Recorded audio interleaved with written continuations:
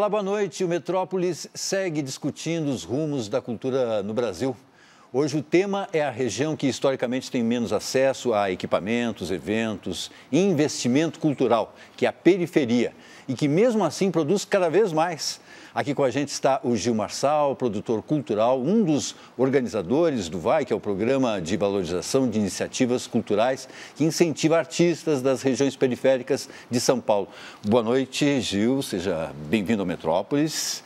Você foi um dos organizadores, mas hoje não está mais ligado ao VAI. Exatamente, eu ajudei a implantar o programa, né? O programa é uma lei de 2002, que foi ativo em 2013 e 2004, teve os primeiros projetos contemplados e eu cheguei ali nesse momento, 2004, 2005, ajudando a organizar o programa. E como é que ele funciona até hoje? O programa financia principalmente atividades de jovens das periferias da cidade.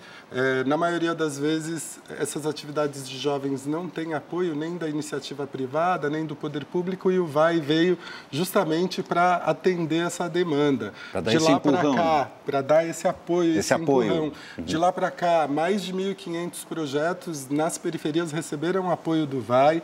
O VAI contribuiu para que tivesse um fortalecimento dessa cena que já existia, mas que estava escondida, e o VAI contribuiu para o fortalecimento e para revelar um pouco essa cena. Então, todo esse pessoal. O projeto Rinha de MCs do Criolo passou pelo VAI, o Emicida, antes de estourar e fazer esse grande sucesso, passou pelo VAI com o projeto Nós, que era um projeto de produção de cultura de hip hop muito bacana, e muitos outros artistas, né? Claro.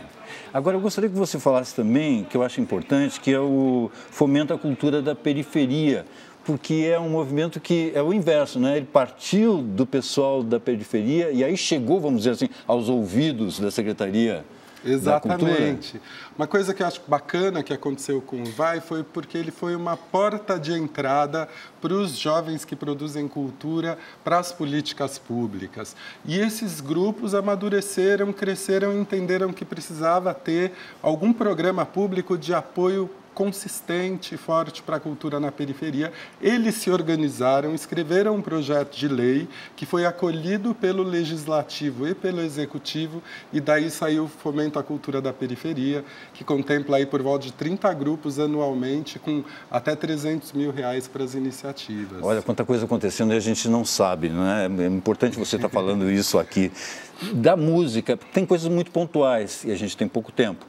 Dá para você falar, por exemplo, do funk, que é uma coisa que muita gente ainda tem preconceito, porque o funk não é, na verdade, só a música, não é? Tem toda uma questão colateral. O funk é toda uma cultura, né? Envolve a moda, envolve a música, envolve a dança, o jeito de ser, né? É uma expressão cultural. E o funk tem algo muito interessante. Primeiro, a gente precisa descriminalizar o funk. Nós precisamos acolher o funk, reconhecer como música. A capoeira já foi criminalizada, o samba já foi criminalizado, o rap já foi criminalizado, hoje o funk é.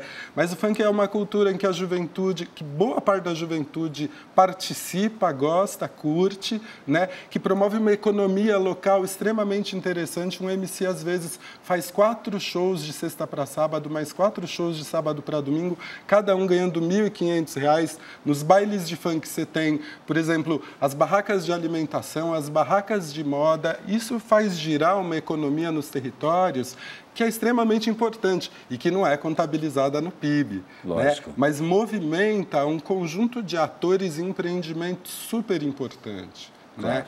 Sem contar também, Cunha, que o funk tem uma herança das suas batidas da cultura popular. Sim, sim. Das rodas, dos tambores de crioula, do samba paulista, e a gente não pode esquecer essa origem, né? Com certeza. Você está dando muitas ideias, a gente está conversando aqui, porque eu acho que o Metrópolis provavelmente vai fazer muitas matérias a partir do que você está colocando aqui para a gente.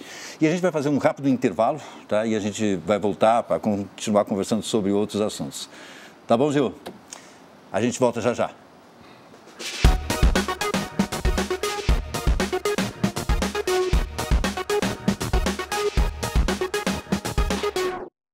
O escritor Milton Ratum foi o grande vencedor do prêmio Juca Pato deste ano. O troféu literário foi entregue na noite de ontem na sede da União Brasileira dos Escritores.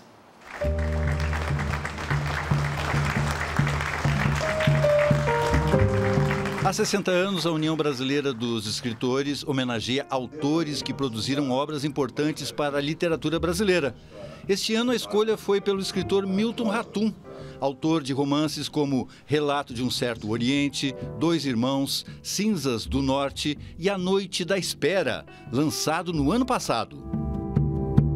Eu acho que são prêmios que estimulam não só os escritores, os intelectuais, mas também atraem os leitores. Às vezes o leitor não conhece aquele livro, nunca ouviu falar de um determinado livro, porque o livro é mais importante que o autor.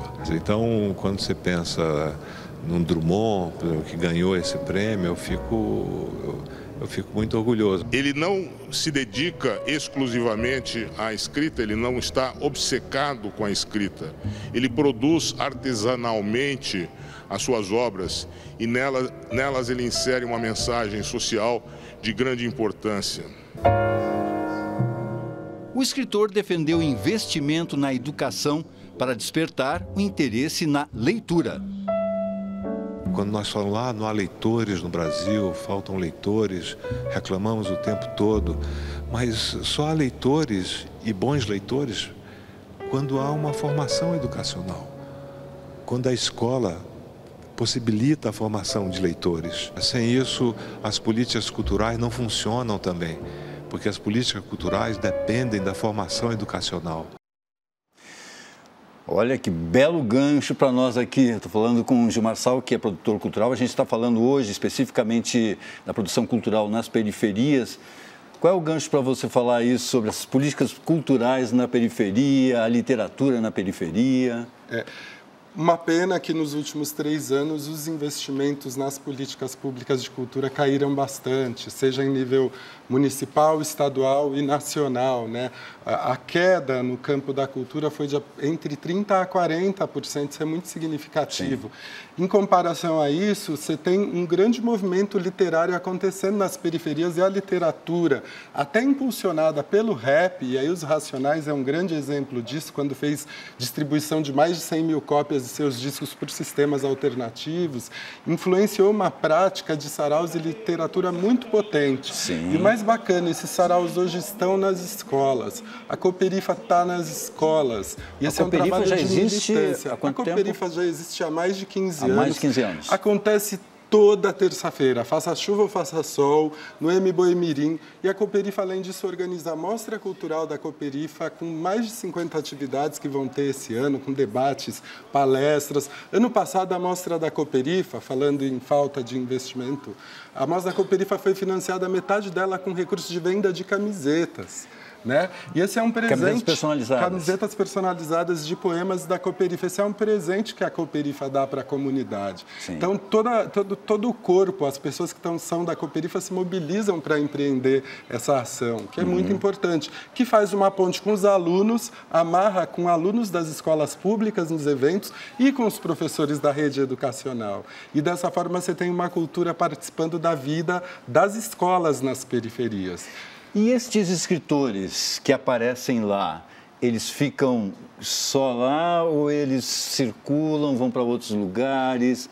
Primeiro que existe um intercâmbio muito grande dos escritores entre os próprios saraus. Na Cooperifa, mas também nos outros saraus, tem lançamento de livros, todos os saraus. Agora você tem Rodrigo Ciríaco, Alan da Rosa, o próprio Sérgio Vaz, o Binho, que são escritores que já estão circulando internacionalmente, que vão para a Feira do Livro de Buenos Aires, que vão para feiras no Chile, na Espanha, em outros territórios, né, da América do Norte e América do Sul. Aham.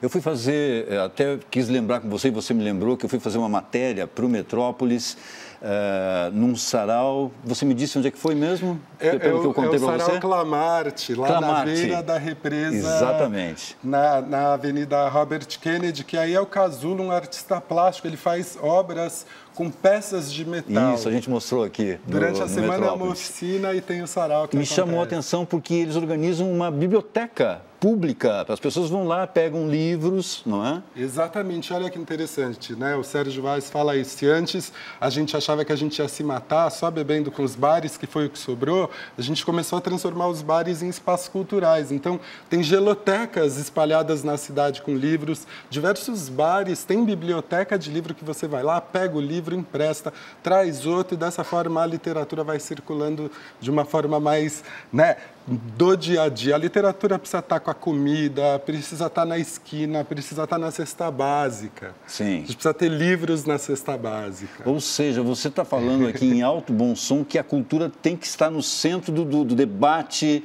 dos nossos candidatos, por exemplo. A cultura tem que estar no centro do debate do desenvolvimento de uma nação, que transforma um amontoado de gente num lugar, é sua cultura. E aí, nesse sentido, o investimento que a gente tem que ter para a cultura como uma ferramenta de estratégia de desenvolvimento, ela é fundamental. Né? E isso os candidatos têm esquecido. A gente precisa voltar a investir, por exemplo, nos pontos de cultura, que financiaram culturas populares e a diversidade cultural no país inteiro. Sim. E teve um recolhimento, né? Mas é uma política pública fundamental que outros países, como o Chile, como a Argentina, etc., têm copiado da gente. Né? Eu gostaria de falar, não vai dar tempo, porque de teatro com você, sobre as pombas urbanas, etc. e tal. A gente pode até conversar, até depois que o programa acabar, de repente a gente coloca no programa de domingo. Mas eu agradeço muito, foi muito legal bater um papo com você, viu? Eu até convido você para ser uma espécie de curador do Metrópolis, para matérias que a gente possa fazer, né? Porque tem tanta coisa acontecendo nas periferias e que a gente não sabe, e a gente pode ser um porta-voz, mostrar o que está acontecendo. Tem um poeta, Marcos Pezão, que fala: nós é ponte, atravessa qualquer rio, e o Metrópolis tem esse papel de apresentar a diversidade da cultura na cidade. Vai ser um prazer. Gil, tá fechado então. Obrigado. Obrigado, hein? Bom, o Metrópolis termina com imagens do grupo de teatro Pombas Urbanas, que é da cidade de Tiradentes, região leste de São Paulo. Hoje, dia 19 de setembro, é o Dia Nacional do Teatro, ok? Tchau, até amanhã.